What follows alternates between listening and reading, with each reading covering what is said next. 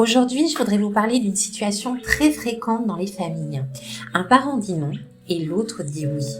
Par exemple, un enfant demande une tablette avant de dormir, un parent répond non, pas ce soir, et l'autre dit oh allez, juste 10 minutes. Sur le moment, ça peut paraître anodin. On se dit parfois ce n'est pas grave, je veux éviter une crise ou je ne veux pas être le parent sévère. Mais pour l'enfant, ce genre de situation peut créer beaucoup de confusion.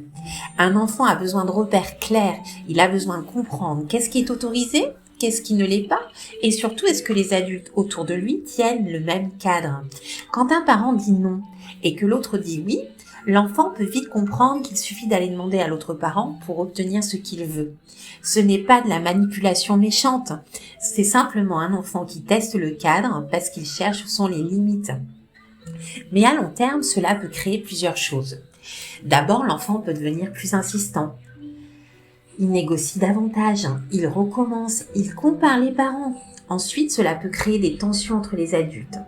L'un se sent décrédibilisé, l'autre se sent accusé d'être trop gentil ou trop laxiste. Et parfois, l'enfant se retrouve au milieu d'un conflit qui ne lui appartient pas. Il peut aussi ressentir de l'insécurité, parce qu'un cadre qui change tout le temps, ce n'est pas rassurant. Un jour c'est oui, un jour c'est non, un peu selon l'humeur, selon le parent, selon le moment, et l'enfant ne sait plus vraiment à quoi se fier.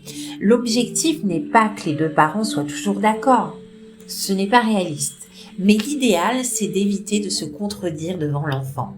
Si vous n'êtes pas d'accord avec la décision de l'autre parent, vous pouvez dire par exemple « Je comprends que tu aies envie, mais papa ou maman a dit non.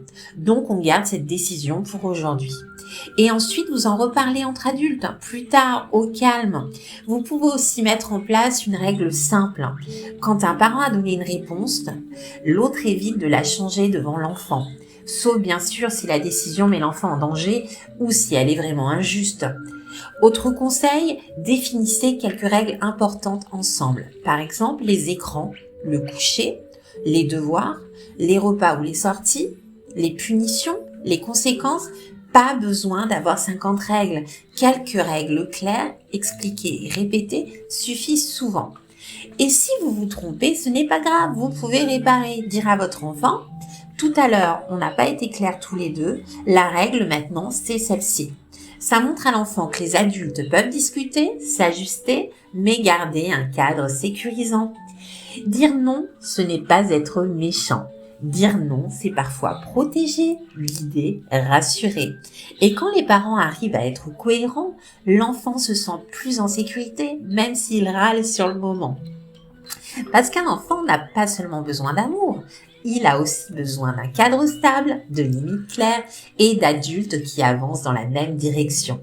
Si vous vivez ce genre de situation à la maison, sachez que vous n'êtes pas seul. Il existe des outils simples pour retrouver plus de calme, de cohérence et de dialogue en famille.